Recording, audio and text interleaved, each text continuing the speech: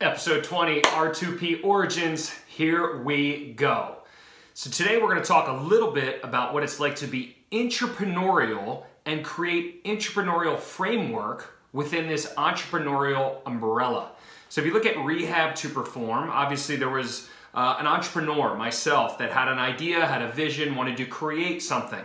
But there's a lot of other people that have really good ideas that want to create something as well.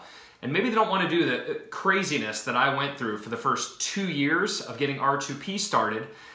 They recognize that this is a great place for them, and they also feel like they're supported when it comes to getting their ideas off of the ground. They are acting like an owner, so to speak, with regards to their ability to create something of value, right? A program, or potentially even open up a location in their community. So we'll talk particularly about programs and locations and what this meant to several different people that are with our team right now and what it's going to mean moving forward. So let's take it all the way back. Zach Baker from Carroll County, went to South Carroll High School, worked in the Frederick community before we opened up R2P1, and kind of fits because we haven't talked about R2P3 yet, but he ended up being the area director for Frederick and Mount Airy. He wanted to be able to work in the community in which he grew up in, somewhere where he knows a lot of people, continue to maintain a lot of the connections that he's valued over the years, and build upon the connections. We've talked about R2P being a household name in the community. Well, Zach is also somebody that's become a household name in the community when it comes to health, medical, wellness. Then you take some of the other people that we've added, and I mentioned 3 of them in the last episode. And they all expressed it at one time or the other. Hey, I want to do something, right? Hey, I want to be in charge of something. Hey, I'd like to grow with the company. As the company grows, I want my role to expand. Caleb is now the site director of Mount Airy. Jamie is the site director of Frederick, and soon to be in the trenches with me, opening up our R2P5 in Annapolis. Ant has been, boots on the ground with Germantown getting up and running, and he is our site director now at R2P4 in Bethesda.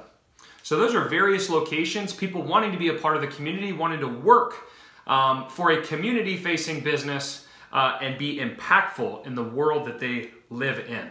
So that's something that is awesome. As the company continues to elevate, much like a rising tide, the people continue to elevate with it.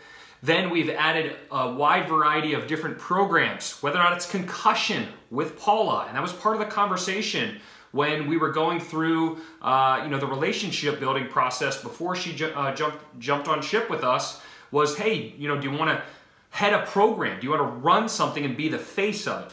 Then we talk about Anthony with their creation of R2P+. He had this idea, and then we went into problem-solving mode. And when I mean going into problem-solving mode at this point, it's myself, it's Matt Cornell, it's potentially some of the other people behind the scenes, and or the other PTs in our company, including the ones that I haven't named just yet.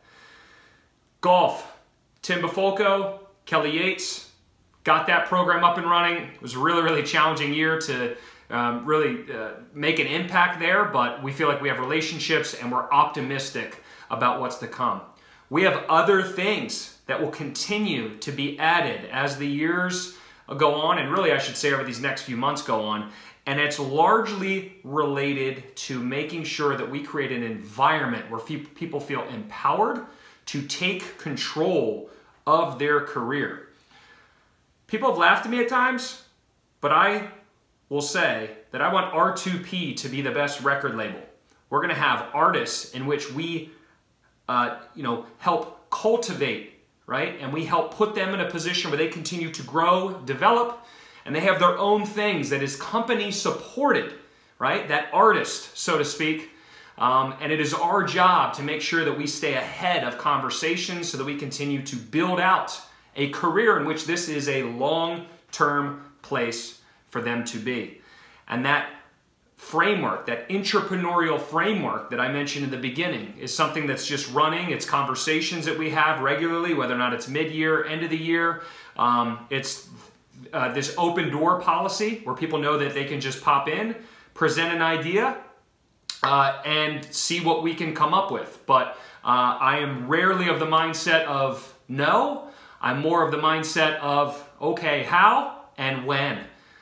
Ready, fire, aim. And I know a lot of people kind of look at that a little bit crazy, but I'm a much bigger believer that perfect action is better than perfect result. And a lot of these initiatives and projects or new locations often are a mix of action and results and continual feedback loops. But the people that continue to be a part of our team here and that we continue to add moving forward will continue to leave their stamp on the company. So once again, tying back to that entrepreneurial umbrella, rehab to perform, think of that like the record label, and how do we create opportunities for the artists? How can they see themselves here for a long period of time, because the company continues to pave the way for their best choice career options. I mentioned Matt Cornell a little bit. He's kind of that executioner where we're working together on a lot of these projects hand in hand. And I know he's also very, very excited